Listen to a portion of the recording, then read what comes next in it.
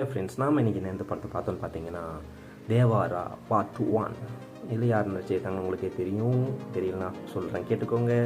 Junior NTR எப்படி நடிச்சிருக்காரு, dual role நடிச்சிருக்காரு. ஒன்று வந்து ஃபாதராகவும் ஒன்று வந்து சன்னாவும் நடிச்சிருக்காரு. அண்டு 2 பெர்ஃபார்மன்ஸ், ஃபஸ்ட் ஹாஃபில் வந்து ஃபாதராக வராது, செகண்ட் ஹாஃபில் வந்து சன்னா வராது. அண்டு 2 பெர்ஃபார்மன்ஸுமே வந்து கொஞ்சம் டிஃப்ரெண்ட்டாக இருக்குது. ஏன்னா வந்து சேமாக இல்லை, பார்க்கும்போது சேமாக இல்லை. ஏன்னா ரெண்டுமே வந்து டிஃப்ரெண்ட் கேரக்டர், அதனால் நல்லாவே நடிச்சிருக்காரு. அண்டு 2வது விஷயம் பார்த்தீங்கன்னா ஜான்வி கபூர் அவங்களோட ப்ரெசன்ஸ் வந்து வேறு லெவலில் இருக்குது. அந்த 2 பாட்டு ஒன்று வரும், டவுரின்னு நினைக்கிறேன், அப்புறம் ஒரு பீச் சாங் வரும். அந்த 2 பாட்டுலேயும் வேறு லெவலுக்கு ஆர்டிஸ்டாக இருக்காங்க, க்யூட்டாக இருக்காங்க. கண்டிப்பாக அவங்களுக்கும் ஒரு க்ரஷ் டீம், க்ரஷ்ஷாக அவங்கள நிறைய பேர் க்ரஷ் ஆகும்னு நினைக்க வாய்ப்பு இருக்குது. என்ன பேர் தான் சொல்கிறேன். ஓகே, நெக்ஸ்ட் விஷயம் பார்ப்போம். அது இப்போ முக்கியம் இல்லை, நெக்ஸ்ட் விஷயம் தான் பார்ப்போம். டேரக்ஷன் கொரட்டாலா சிவா இவர் எப்படின்ட்டு வந்தார் பார்த்தீங்கன்னா, ஃபஸ்ட்டு இவர் வந்து ரைட்டராக இருந்தார். அப்புறம் தான் அவர் வந்து ஒரு டேரக்ஷனில் ஓகே டேரக்ஷன் பண்ணலாம் அப்படின்ட்டு வந்தார். அவரோட படம் தான் தேவாரா. அவரோட படம்னு பார்க்கும்போது அவர் ரொம்ப நிறைய படம் நடிச்சது இல்லை, ஆனாலும் இந்த படம் சூப்பராகவே இருக்குது. ஒரு எக்ஸ்பீரியன்ஸான டேரக்டர் எடுத்த அளவுக்கு ஒரு சூப்பராக இருக்குது இந்த படம் அவரோட டேரக்ஷனில். ஓகே, அவரோட பாட்டை அவர் சினிமா பண்ணியிருக்காரு. அப்புறம் இந்த படத்தோட சோல் யாருன்னு பார்த்தீங்கன்னா நம்ம தலைவன் அனிருத் தான். அவனோட பிஜிஎம், தலைவனோட அனிருத்தோட பிஜிஎம் பார்த்தீங்கன்னா வேறு லெவல் பிஜிஎம்மு, சாங்ஸு, அச்சுச்சோ அவரோட இந்த சாங்ஸ் அண்ட் பிஜிஎம் தான் வந்து இந்த படத்துக்கு ஒரு உயிர்னே சொல்லலாம். அண்டு நெக்ஸ்ட் என்னென்னு பார்க்கலான்னு பார்த்தீங்கன்னா சினிமோட்டோகிராஃபி. அது வந்து பார்த்திங்கன்னா அந்த டோன்ஸு, அந்த கேமரா ஆங்கிள்ஸ்லாம் வந்து எக்ஸலண்ட்டாக இருக்குது. படத்துக்கு வந்து வேறு லெவல்னு சொல்லலாம். And editing, VFX, CG and casting இதெல்லாம் பார்த்திங்கன்னா வெரி யூனிக்காக வந்து க்ரியேட் பண்ணியிருக்காங்க. நம்ம பார்க்கும்போது எப்பட்றா இந்த மாதிரிலாம் க்ரியேட் பண்ணுறீங்க அப்படின்ற மாதிரி இருக்குது. காஸ்டியூமு, எடிட்டிங்கு, விஎஃப்எக்ஸு, சிஜி ஒர்க்ஸ்லாம் வந்து உண்மையாலுமே க்ரியேட் பண்ண வேண்டிய விஷயம் தான்.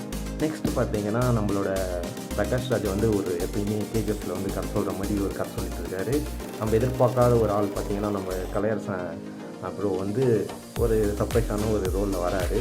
இந்த 2 பிரகாஷ் ராஜ் சாரோட ப்ரெசன்ஸும் கலையரசன் அண்ணனோட ப்ரெசன்ஸும் வந்து ஒரு எக்ஸ்ட்ரா ஸ்ட்ரென்த்தாக இருக்குது இந்த படத்துக்கு. அப்புறம் இந்த படத்தோட பட்ஜெட் எவ்வளோடா அப்படின்னு கேட்டிங்கன்னா 300 crores வந்து இந்த படத்தை எடுத்துருக்காங்கன்னு சொல்கிறாங்க. ஓகே, 300 பட்ஜெட்டில் எடுத்தாங்கன்னா ஃபஸ்ட் டே ஓப்பனிங் எவ்வளோடா அந்த படத்துக்கு வேர்ல்டு வைடில் பார்த்தீங்கன்னா 140 crores அப்ராக்சிமேட்லி அப்படின்னு சொல்கிறாங்க. ஓகே, ஃபஸ்ட் டேயில் 140 crores கண்டிப்பாக பட்ஜெட்டை ஓவரால் காஸ்ட் பண்ணிட்டோம். ஸோ படம் வந்து நல்லா தான் இருக்குது. ஆனால் என்ன வைலன்ஸு, ரத்தம் தெறிக்க சீனு, ஒரு சீன் வரும்ல, ஒரு நிலாவில் வந்து அப்படியே பாதி நிலாவை வந்து ஒரு பிளட்டே வந்து கவர் பண்ணும், அந்தளவுக்கு ஒரு வைலன்ஸு அந்த க்ரியேட்டிவிட்டி லெவலில் இருக்குல்ல, ரொம்ப பிடிச்சிருக்கு இந்த படத்தில். அந்த ஃபைட் சீன் ஸ்டன்ஸ்லாம் வந்து வெறித்தனமாக இருக்குது. ஸ்டார்டிங்லேருந்து எண்ணி வரைக்கும் ஃபைட்டு தான் அதிகமாக இருக்குது படத்தில். கிளைமேக்ஸ் ஃபைட்லாம் பிச்சு வதட்டார் மனுஷன். அண்டு வேறு என்ன தாண்டா சொல்கிற, எல்லாமே பாசிட்டிவாகவே சொல்கிறியடா, நெகட்டிவ் எதுவுமே இல்லையாடா அந்த படத்தில் அப்படின்னு கேட்குறீங்களா? படத்தில் நெகட்டிவ் இருக்குது.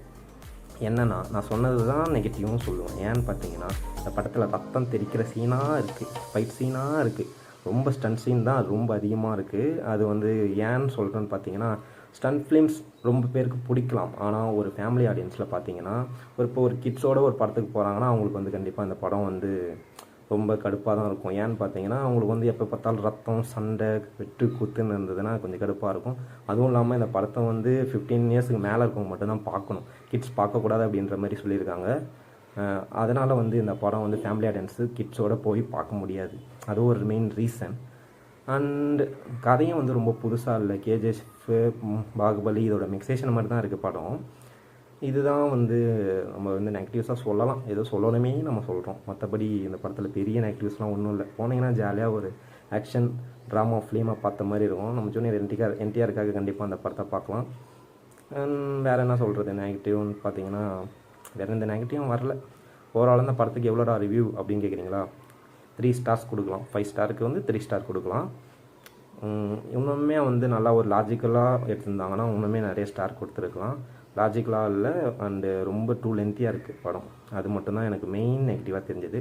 அதே மாதிரி கிட்ஸ் வந்து பார்க்குற மாதிரி இல்லை, ரொம்ப ரத்தம் தெரிக்கிற சீன் நிறையாவே இருக்குது. அது கொஞ்சம் அவங்க கம்மி பண்ணியிருக்கலாம்னு நினைக்கிறேன். ஏன்னா இது ஒரு ஃபேமிலி ஆடியன்ஸாக ஒரு கிட்ஸோடு போகும்போது ரொம்ப ரத்தம் தெரிக்கிற சீன்ஸாக இருந்தாலும் எப்போ பார்த்தாலும் வெட்டு, அடி தட்டி, சண்டை அப்படின்னாலே ஒரு குழந்தைங்களாம் கொஞ்சம் பார்க்க பயப்படலாம் அந்த படத்தை. அதனால் ஃபேமிலி ஆடியன்ஸாக போகிறத தவிர்ப்பாங்க. பாக்ஸ் ஆஃபீஸ் கலெக்ஷன் கொஞ்சம் கம்மி ஆகலாம். இதெல்லாம் கொஞ்சம் மைண்டில் வச்சு நெக்ஸ்ட்டு படத்தை க்ரியேட் பண்ணாங்கன்னா இன்னுமே வந்து இந்த படம் வந்து வேறு லெவல் பாக்ஸ் ஆஃபீஸ் கலெக்ஷன் அடிக்கும்னு நினைக்கிறேன். கண்டிப்பாக இந்த படம் ஒரு நல்ல பாக்ஸ் ஆஃபீஸ் கலெக்ஷன் அடிக்கும், கன்ஃபார்ம். அது வந்து அதில் வந்து ஒரு மாற்றமும் கிடையாது. ஓகே, இந்த படத்தை எல்லோரும் தேட்டரில் போய் பாருங்கள். போர் அடிச்சதுன்னா போய் பார்க்கலாம் கண்டிப்பாக இந்த படத்தை. இந்த படம் எப்படி தானே இருக்குது ஓவராலாக சொல்கிறான் அந்த படம். ஓகே, நல்லா இருக்கா நல்லா இல்லையா அப்படின்னு கேட்குறீங்களா? தேவாரா தேவாரா தேவாரான்னு சொல்லிட்டு ஒரு கத்திக்கிட்டு அப்படியே ஒரு சில்லறையெல்லாம் செதற விட்டோம். அந்த அளவுக்கு இல்லை. எக்ஸ்பெக்டேஷனால் போன எந்த படமுமே நம்மளுக்கு வந்து ஃபுல்ஃபில் பண்ண மாட்டேது இந்த வருஷம். என்ன பண்ணுறது. ஆனால் தேவாரா வந்து ரொம்ப எக்ஸ்பெக்ட் பண்ணி போனோம். பரவாயில்ல, ரொம்ப மொக்கையாக இல்லாமல் ஒரு நார்மலாக ஓகேன்ற மாதிரி இருக்கே அப்படின்ற மாதிரி ஒரு சந்தோஷத்தோடு வீட்டுக்கு வந்தாச்சு. ஏன்னா இப்போ நம்ம ரொம்ப எக்ஸ்பெக்ட் பண்ணி படம் வந்து ரொம்ப மொக்கையாக இருந்ததுன்னா அப்படி நினச்சி பாருங்க நம்ம நிலைமையை. அதனால் படம் வந்து ரொம்ப எக்ஸ்பெக்ட் பண்ண அளவுக்கு இல்லை, பட் ரொம்ப மொக்கையாகவும் இல்லை. ஓகேன்ற மாதிரி இருக்குது. 50% ஓகே தப்பிச்சாச்சு அப்படின்ற மாதிரி இருக்குது படம். ஓகே, எல்லோரும் படத்தை பாருங்கள், என்ஜாய் பண்ணுங்கள். ஏதாவது குவரிஸ் இருந்ததுன்னா கமெண்ட்டில் மென்ஷன் பண்ணுங்கள். ஓகே, எதுனாலும் பண்ணுங்கள், பார்த்துக்கலாம். ஓகே, பாய். ஒரு லைக் போட்டுருங்க, உங்க ஃப்ரெண்ட்ஸுக்கு ஷேர் பண்ண மறந்துடாதீங்க. சப்ஸ்கிரைப் செய்யவும். ஏதாவது குறைகள் இருந்தால் கமெண்டில் போடணும்னா நாமக்கல்ல ஒரு படம், ஒரு சினிமா ரிலீஸ் ஆச்சுன்னா அது ஒரு தனி மனித இதுல பண்ணவே முடியாது. ஒரு சினிமாங்கிறது பாத்தீங்கன்னா பல லட்சம் குடும்பத்துக்கு லைஃப்.